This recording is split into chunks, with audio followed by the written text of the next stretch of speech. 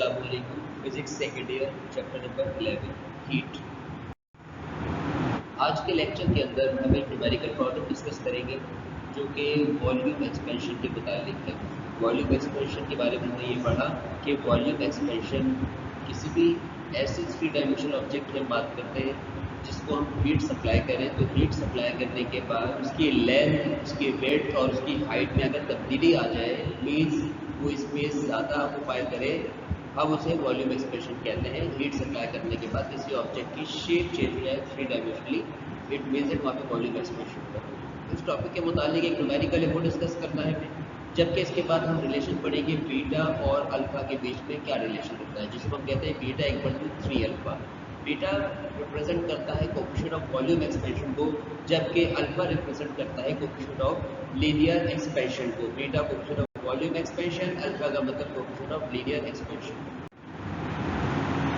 Problem 11.3, ये numerical हमारे topic volume expansion से एसोसिएट है। न्यूमेरिकल कुछ ये है, find the change in volume of a brass sphere of 0.6 meter in radius when it is heated from 30 degree centigrade to 100 degree centigrade। तो question के अंदर पहली इस प्रश्न में ये दी जा रही है कि आपको क्या करना है, चेंज इन वॉल्यूम।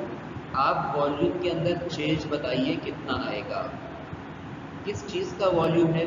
तो ये वॉल्यूम है ब्रास स्फीयर का, एक स्फेरिकल शेप है जो कि बनी हुई है ब्रास की, जिसका रेडियस कितना है 0.6 मीटर। यानी अगर मेरे पास ये एक शेप है और ये सेंटर से इसका यहाँ तक का जो डिस्टेंस है जिसको हम रेडियस कह रहे हैं, तो रेडियस की वैल्यू में बताई जा रही है 0.6 मीटर। सेंटर से लेकर यहाँ तक जो डिस्टेंस होगा सरफेस तक का, इसे रेडियस कहा जाएगा। तो रेडियस हो गया 0.6 metre when it is heated, जबकि हम इसे गर्म करेंगे। पहले टेम्परेचर कितना था, 30 था, और हम इसे हीट करने के बाद टेम्परेचर कहाँ तक पहुँचा देंगे, 100 तक पहुँचाएंगे। तो डेफिनेटली टेम्परेचर में चेंज आ रहा है। जब टेम्परेचर में चेंज आएगा तो ये जो शेप है स्फेरिकल, इसकी जो है डायमेंशंस चेंज हो जाएगी, मीन्स इसका वॉल्यूम चेंज हो जाएगा। हमें यही कैलकुलेट करना है वॉल्यूम कितना चेंज होगा। इसका डाटा शीट बनाते हैं। इसके डाटा के अंदर पहली बात मेंशन करेंगे हम कि जो इसका रेडियस है वो कितना है। तो इसकी रेडियस की वैल्यू 0.6 मीटर है, जबकि इनिशियल टेम्परेचर जब हीट नहीं किया था तो उसका टेम्परेचर था 30 डिग्री सेंटीग्रेड। T1 की वैल्यू 30 डिग्री सेंटीग्रेड, जबकि T2 की वैल्यू 100 डिग्री सेंटीग्रेड। अल्फा की जो वैल्यू है ब्रास के लिए वो है 19 एक्सपोनेंट -6 केल्विन इनवर्स। ये कांस्टेंट वैल्यू होती है और क्वेश्चन के अंदर आपको बताई जाएगी। अल्फा की वैल्यू हो गई फॉर ब्रास, सिर्फ ब्रास के लिए, ये किसी और मटेरियल के लिए नहीं है। Alpha for brass is 19 exponent -6 kelvin inverse. हमें फाइंड करना है delta V. Delta means change, V means volume. Delta V change in volume हमें कैलकुलेट करना है। तो आइए शुरुआत करते हैं इसके सोल्यूशन की। डेल्टा वी को कैलकुलेट करने के लिए डेल्टा वी का फॉर्मूला कुछ ये है, delta V is equal to beta multiply by V multiply by delta T.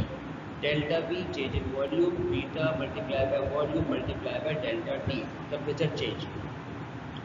जब हम ये बीटा की वैल्यू इनपुट करेंगे तो हम डेटा के अंदर देखते हैं, तो डेटा के अंदर हमें बीटा तो गिवन नहीं है लेकिन अल्फा गिवन है, लेकिन हमें तो बीटा की वैल्यू पुट करनी है, जबकि आगे लिखा हुआ है वी यानी वॉल्यूम। तो डेटा के अंदर वॉल्यूम की वैल्यू भी गिवन नहीं है। डेल्टा टी टेम्परेचर चेंज, तो टेम्परेचर चेंज तो एटलीस्ट हमें पता है कि टेम्परेचर चेंज मालूम करने के लिए हमें 2 टेम्परेचर गिवन है, तो इसका डिफरेंस निकाल लेंगे। तो डिफरेंस क्या होगा, 30 और 100 का जो डिफरेंस होता है वो 70 है, दोनों के बीच का फर्क 70 के बराबर है। तो डेल्टा टी तो पता है, बीटा और बी का प्रॉब्लम है। तो बीटा को कैलकुलेट करने के लिए बीटा का फॉर्मूला यूज़ करेंगे।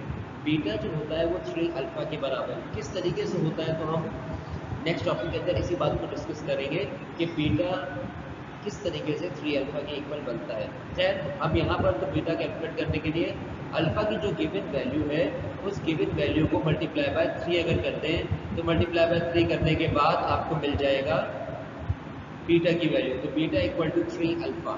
तो हम बीटा के लिए ये काम करेंगे, जहाँ बीटा है वहाँ पर हम 3 अल्फा लिख देंगे तो इससे बीटा मिल जाएगा। अब रहा वी यानी वॉल्यूम कैसे पता करें, तो हमारे पास एक स्फीयर है और वॉल्यूम ऑफ स्फीयर कैसे निकाला जाता है। तो तो वॉल्यूम ऑफ स्फीयर निकालने का तरीका है 4 divide by 3 pi r cube. किसी भी स्फेरिकल शेप का वॉल्यूम निकालना हो, जैसे फुटबॉल शेप हो गई, टेनिस की बॉल हो गई, इस तरह की शेप यानी स्फेरिकल शेप है, इनके वॉल्यूम निकालने के लिए हम क्या फॉर्मूला यूज़ करेंगे 4/3 पाई आर क्यूब। हमें आर तो पता है, देखिए 0.6 मीटर रेडियस है, तो वॉल्यूम मिल जाएगा हमें इस फॉर्मूले से 4/3 पाई आर क्यूब। तो बी की जगह लिख देंगे 4/3 पाई आर क्यूब। अब रहा डेल्टा टी, तो डेल्टा टी बराबर है T2 minus T1, second temperature minus first temperature, यानी 100 में से 30 को माइनस करें। इन तमाम बातों को लिख देंगे फॉर्मूले को। बीटा की जगह देखिए 3 अल्फा लिखा हमने, बी की जगह पर 4/3 पाई आर क्यूब, डेल्टा टी की जगह T2 माइनस T1। ये सारे फॉर्मूले हमने सब्स्टिट्यूट कर दिए। सब्स्टिट्यूट करने के बाद यहाँ पर हमें वैल्यूज रखनी है। तो वैल्यूज रखने के लिए सबसे पहले 3 था, हमने 3 लिखा, 3 के बाद अल्फा लिखा है, 3 के बाद अल्फा लिखा है, और अल्फा की वैल्यू कितनी है 19 मल्टीप्लाई 10 की पावर माइनस 6। तो अल्फा की जगह लिखा 19 मल्टीप्लाई 10 की पावर माइनस 6। उसके बाद देखिए 4/3 है, तो 4/3 मेंशन करना है। फिर पाई और पाई की वैल्यू 3.14, पाई के बाद हमें मेंशन करना है यहाँ पर आर की वैल्यू, और आर की वैल्यू है यहाँ पर 0.6 का क्यूब। तो आर की वैल्यू मेंशन करेंगे हम। आर की वैल्यू के बाद हमें लिखना है T2 माइनस T1, तो T2 माइनस T1 में 100 माइनस 30, 100 माइनस 30, T2 100 और T1 30। तो इन सबको सिंप्लीफाई करने के बाद हमें जवाब मिलेगा 0.0167 मीटर क्यूब, 0.0167 मीटर क्यूब। ये हमने पता किया वॉल्यूम का चेंज, कि जब हम स्फेरिकल शेप ग्लास को हीट अप करेंगे 30 to 100 डिग्री सेंटीग्रेड, तो इसका वॉल्यूम कितना चेंज हो जाएगा, इसका वॉल्यूम चेंज हो जाएगा 0.0167 मीटर क्यूब। तो ये वॉल्यूम का चेंज आया।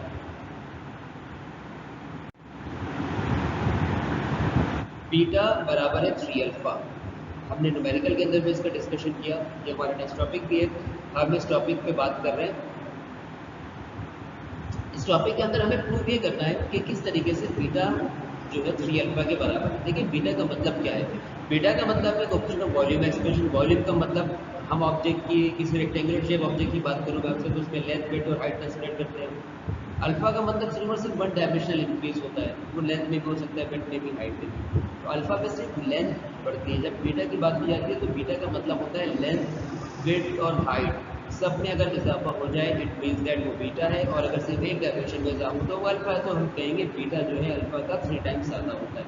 अब इस बात को हमें मैथमेटिकली प्रूव करना है कि how beta equals to 3 alpha. तो लेट्स स्टार्ट। हम यहाँ पे कंसीडर कर रहे हैं, कंसीडर आर रेक्टेंगुलर ब्लॉक। हम एक ब्लॉक कंसीडर रेक्टेंगुलर शेप का, having initial length, width and height L, W and H respectively.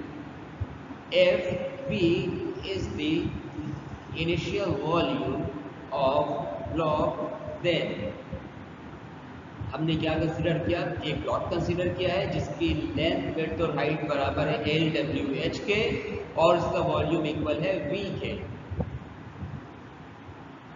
तो ये ब्लॉक था हमारे पास जो हम कंसीडर कर चुके हैं, जिसकी लेंथ L है, जिसकी विड्थ W है, जिसकी हाइट H के बराबर, और इसका वॉल्यूम V के बराबर। ये हमारे पास एक ऑब्जेक्ट है, रेक्टेंगुलर ब्लॉक। इस ऑब्जेक्ट का वॉल्यूम अगर हमें मालूम करना हो तो किसी भी रेक्टेंगुलर शेप का वॉल्यूम निकालने का तरीका है उसके तमाम डायमेंशंस को मल्टीप्लाई करते हैं आप। तमाम डायमेंशन मतलब इसकी लेंथ, इसकी विड्थ और इसकी height. Length multiply by width multiply by height. तो हमने इसका वॉल्यूम मालूम किया LWH, ये इसका वॉल्यूम है। Now if the temperature of rectangular block be changed by delta T, then corresponding change produced in volume and it increases by delta V. If V prime be the final volume of block, then we can write as, हम अगर इस rectangular block को heat करते हैं तो heat करने के बाद आप जानते हैं टेम्परेचर में तब्दीली आएगी, जिसको हम डेल्टा टी कह रहे हैं। Then corresponding change produce in volume, तो तो हम ये देखेंगे कि अगर टेम्परेचर चेंज हो गया तो वॉल्यूम चेंज हो जाएगा, और जो वॉल्यूम चेंज होगा वो डेल्टा वी के बराबर होगा, जबकि न्यू वॉल्यूम जो होगा उसको हम रिप्रेजेंट कर रहे हैं वी डैश या वी प्राइम से। तो ये हमारे पास नया ऑब्जेक्ट है, हीट करने के बाद उसी ऑब्जेक्ट को जब हम हीट करेंगे तो वो ऑब्जेक्ट डायमेंशन वाइज चेंज हो जाएगा। जो एल है वो एल प्राइम, जो डब्ल्यू है वो डब्ल्यू प्राइम, जो एच है वो एच प्राइम हो जाएगा। तो ये हमारे पास ऑब्जेक्ट है जिसकी dimensions L prime, W prime और एच प्राइम हो जाएंगी after heating, where we change the temperature by delta T. So its dimension become L prime, W prime and H prime. The new volume of the block will be L prime multiplied by W prime multiplied by H prime. Previous volume क्या था LWH, new volume क्या है L dash W dash multiplied by H dash. Where L dash, W dash and H dash are the final length, final wait and final height. ये जो V prime का आप L prime, W prime, H prime देख रहे हैं, ये heating के बाद जो लेंथ है वो है W प्राइम हीट करने के बाद की विड्थ है, और H प्राइम हाइट हीट करने के बाद। Using relation of linear expansion we can write as, याद रहे L बिफोर लेंथ है ऑब्जेक्ट की before heat, L prime length है after heat, W width before heat, W prime heat दिया आपने ऑब्जेक्ट को, तो after heat its width become W prime. इसी तरीके से हाइट भी है। अब हमें एल प्राइम का फॉर्मूला हम ऑलरेडी डिस्कस कर चुके हैं टॉपिक लीनियर एक्सपेंशन के अंदर। तो लीनियर एक्सपेंशन के अकॉर्डिंग एल प्राइम को कैलकुलेट करने का तरीका होता है L bracket 1 plus alpha delta T. L prime equals to L bracket 1 plus alpha delta T, ये एल प्राइम का फॉर्मूला है। जबकि डब्ल्यू प्राइम का फॉर्मूला है W bracket 1 plus alpha delta T. इस तरीके से एच प्राइम का फॉर्मूला है H bracket 1 plus alpha delta T. तो ये हमने तीनों फॉर्मूले अपनी इस इक्वेशन के अंदर सब्स्टिट्यूट करने हैं, एल प्राइम, डब्ल्यू प्राइम और एच प्राइम के। तो therefore final volume becomes, final volume अब क्या हो जाएगा, L prime, W prime, H prime की वैल्यू सब्स्टिट्यूट करेंगे। तो एल प्राइम की जगह लिख देंगे L 1 plus alpha delta, W prime की जगह W 1 plus alpha delta T, H prime की जगह H bracket 1 plus alpha delta T. तीनों में आपने देखा कि सेम ब्रैकेट आ रहा है 1 plus alpha delta T, 1 plus alpha delta T, 1 plus alpha delta T. अब हम इन तीनों ब्रैकेट में क्योंकि प्रोडक्ट चाहिए मल्टीप्लाई हो रहे हैं, तो हम एक बार लिखकर पावर में 3 लिख देंगे। तो देखिए 1 प्लस अल्फा डेल्टा टी की पावर में 3 मेंशन कर दी, क्योंकि ब्रैकेट 3 दफ़ा रिपीट हो रहा है इसलिए पावर 3 लिखी। जबकि L as it is, W as it is, H as it is. L W H equation 1 के अकॉर्डिंग किसके बराबर है, v के। एल डब्ल्यू एच इक्वेशन 1 के अकॉर्डिंग v के बराबर है, तो हमने एल डब्ल्यू एच की जगह पर v लिखना है। फर्दर अगर देखा जाए तो यहाँ पर हम फॉर्मूला अप्लाई करेंगे 1 प्लस अल्फा डेल्टा टी में जो क्यूब नजर आ रहा है ये a plus B whole cube का फॉर्मूला होगा।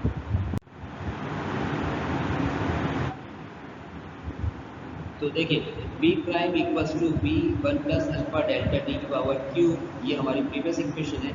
और हम यहाँ पे फॉर्मूला अप्लाई कर रहे हैं a प्लस बी का होल क्यूब, और a प्लस बी का होल क्यूब क्या है, a cube plus 3a square b plus 3ab square plus b cube.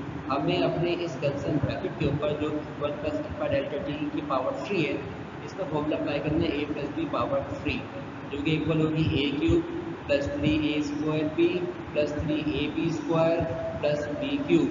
अब कंसिडर ये करना है हमें इस ब्रैकेट के अंदर a क्या है और b क्या है।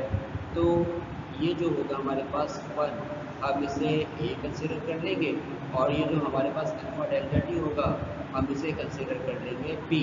तो जहाँ मुझे a लिखना है वहाँ मैं 1 लिख दूँगा, जहाँ मुझे b लिखना है वहाँ मुझे अल्फा डेल्टा टी लिख दूँगा। तो अब इस इक्वेशन के अंदर मुझे फॉर्मूले को यूज़ करना है। तो b प्राइम इक्वल्स टू देखिए b 1 cube plus 3 multiply by 1 square alpha delta T plus 3 into 1 alpha delta T का square plus alpha delta T की पावर 3। हमने वो किया ये इसके अंदर कि b प्राइम के फॉर्मूला अप्लाई नहीं किया हुआ, एज इट इज देखिए b एज इट इज लिखा हुआ है, फॉर्मूला यहाँ से अप्लाई किया। तो ये जो ब्रैकेट आपको नजर आ रहा है ये पूरा ब्रैकेट बेसिकली फॉर्मूला अप्लाई है, यहाँ से लेकर यहाँ तक a प्लस बी का फॉर्मूला। ये फॉर्मूला अप्लाई कैसे किया इस पर बात करेंगे। तो देखिए फॉर्मूला अप्लाई ऐसे किया कि फॉर्मूला पहले a क्यूब लिखा हुआ था, तो हमने क्या लिखा 1 पे cube.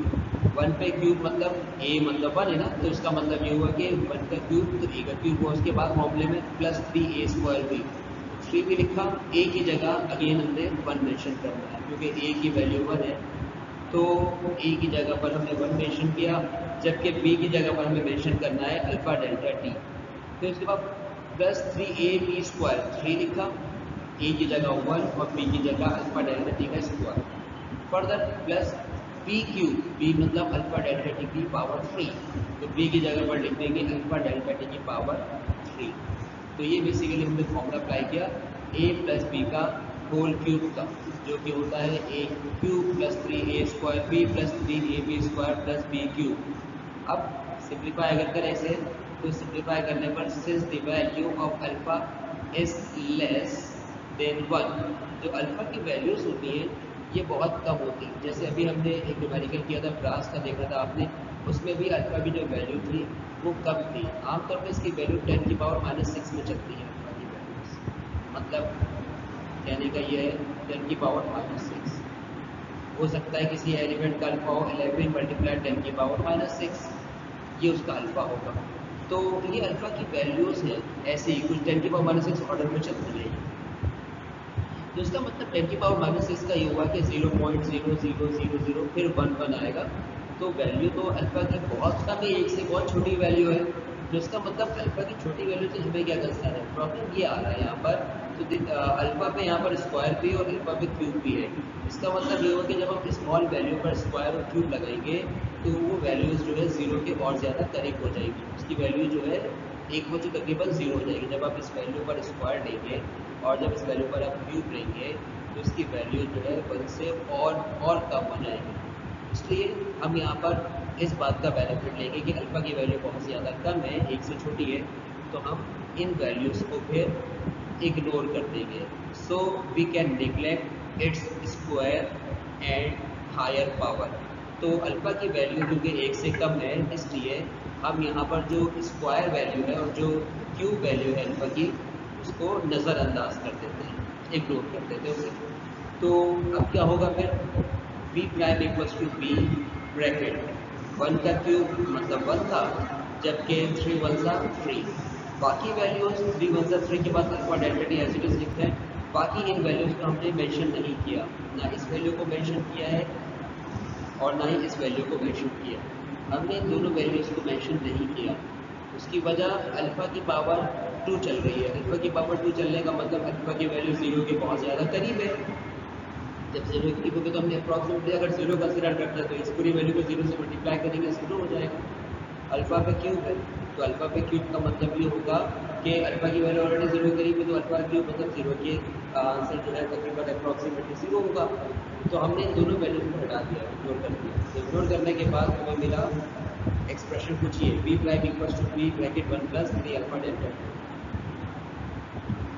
B prime equals to B 3 B prime equals to B plus 3 B alpha delta T. किस तरीके से, हमने b को ब्रैकेट से मल्टीप्लाई किया, b मल्टीप्लाई बाय 1, जब b और 1 मल्टीप्लाई करेंगे तो b बन सा b।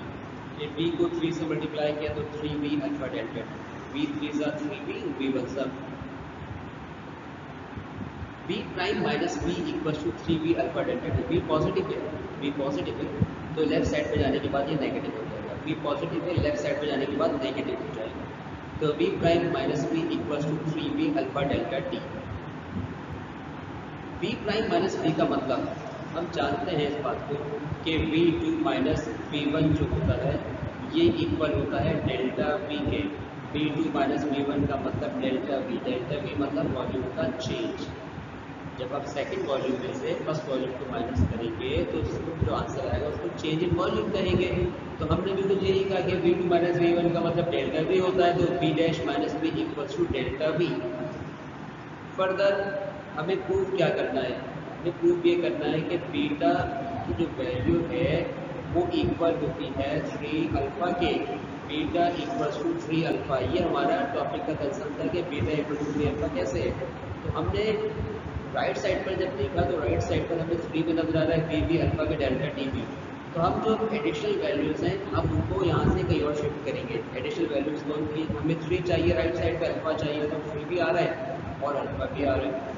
जो एडिशनल वैल्यूज़ है वो हम मूव ऑन कर देंगे लेफ्ट साइड पर। तो ये होगा बी और डेल्टा टी यहाँ है वो लेफ्ट साइड पर ट्रांसफर करना है। तो देखिए बी डेल्टा टी यहाँ पर मल्टीप्लाई हो रहा था, तो उसको हमने डिवाइड में मेंशन कर दिया। बी डेल्टा टी मल्टीप्लाई हो रहा था, उसको डिवाइड में मेंशन कर दिया। तो delta B upon B delta T equals to 3 alpha B upon delta T, delta B upon B delta T जो है इक्वल होता है 3 अल्फा के। अब अगर हमें अपने प्रूफ पे नजर डालें हम, तो हमें प्रूफ क्या करना था कि बीटा की जो वैल्यू होती है वो इक्वल होती है 3 अल्फा के। तो हमें ऑलरेडी 3 अल्फा मिल चुका है कि बीटा इक्वल टू 3 अल्फा में 3 अल्फा हमारे पास आ चुका है पहले से, बीटा नहीं है। तो हमने यहाँ मेंशन कर दिया है कि बीटा किसके बराबर है, इसके। ये कैसे, अभी न्यूमेरिकल हमने किया था लेक्चर के शुरू में, उस न्यूमेरिकल के अंदर हमसे कहा गया था वॉल्यूम का चेंज बताइए। तो वॉल्यूम का चेंज हमने कैसे मालूम किया था, वॉल्यूम का चेंज मालूम करने के लिए हमने डेल्टा बी इक्वल लिखा था इसके, डेल्टा बी इक्वल था बीटा के multiply by B multiply by delta T. ये डेल्टा बी का फॉर्मूला हमने उस न्यूमेरिकल के अंदर मेंशन किया था। Delta B means volume change या चेंज इन वॉल्यूम, बीटा का मतलब coefficient of volume expansion, B का मतलब वॉल्यूम है, और delta T change in temperature है। तो डेल्टा बी इसके बराबर है, ठीक है। तो जब डेल्टा बी इसके बराबर है, तो अगर मैं बी और डेल्टा टी यहाँ पर देखो मल्टीप्लाई हो रहा है, तो इसको ट्रांसफर कर दूँ लेफ्ट साइड पर। तो लेफ्ट साइड पर ट्रांसफर करने के बाद क्या होगा, लेफ्ट साइड पर ट्रांसफर करने के बाद होगा ये कुछ, ये फॉर्मूला बनेगा delta B upon B delta T equals to beta, delta B upon B delta T equals to beta. ये फॉर्मूला हमारे पास बीटा का बन जाएगा। तो ये करेंगे, जहाँ delta B upon B delta T लिखा है, यहाँ पर हम वैल्यू सब्स्टिट्यूट कर देंगे बीटा की, यानी कि बीटा इक्वल हो जाएगा 3 अल्फा के। तो हमने इस बात को प्रूव कर दिया कि किस तरीके से कोएफिशिएंट ऑफ वॉल्यूम एक्सपेंशन जो है कोएफिशिएंट ऑफ लीनियर एक्सपेंशन का 3 टाइम्स ज़्यादा होता है। या हम इस बात को यूँ भी लिख सकते हैं कि 1/3 multiply by beta equals to alpha. दोनों ही बातें दुरुस्त हैं, दोनों बातों में बस देखने का अंदाज सीधा चेंज है। बीटा का मतलब था कि बीटा जो है अल्फा का 3 टाइम्स ज़्यादा, यानी अगर लेट्स सपोज अल्फा की वैल्यू 10 है फॉर एग्जांपल, इतनी ज़्यादा नहीं होती है, अल्फा की वैल्यू 10 टू माइनस मिलती, जस्ट फॉर एग्जांपल। तो हम यहाँ पे बात कर रहे हैं कि अगर अल्फा की वैल्यू जो है इंडेक्स 10 है, तो बीटा की वैल्यू क्या होगी 10 मल्टीप्लाई बाय 3। समझने के लिए हमने 10 लिया ताकि समझ जाए 3 मल्टीप्लाई बाय 10, तो अल्फा की 10 3 टाइम्स 30, तो बीटा की वैल्यू 30 आ जाएगी। तो बीटा जो है अल्फा की वैल्यू का कितने टाइम्स ज़्यादा होता है, 3 टाइम्स ज़्यादा होता है। जबकि अल्फा के बारे में अगर मैं आपसे कहूँ, अल्फा क्या है, अल्फा बीटा की वैल्यू का 1/3 होता है। यानी अगर बीटा की वैल्यू 30 है, तो अल्फा की वैल्यू क्या होगी, इसका 1/3। तो 30 का 1/3 क्या होगा, 10। तो beta equal to 3 alpha, alpha equal to 1/3 beta, यानी coefficient of volume expansion equal to 3 times as coefficient of linear expansion, या coefficient of linear expansion is 1/3 as coefficient of volume expansion. तो हमने अपने इस डेरिवेशन के अंदर ये सीखा कि किस तरीके से बीटा जो है 3 अल्फा के बराबर होता है। इंशाल्लाह आप लोगों से जो है अब नेक्स्ट लेक्चर के अंदर मुलाकात होगी।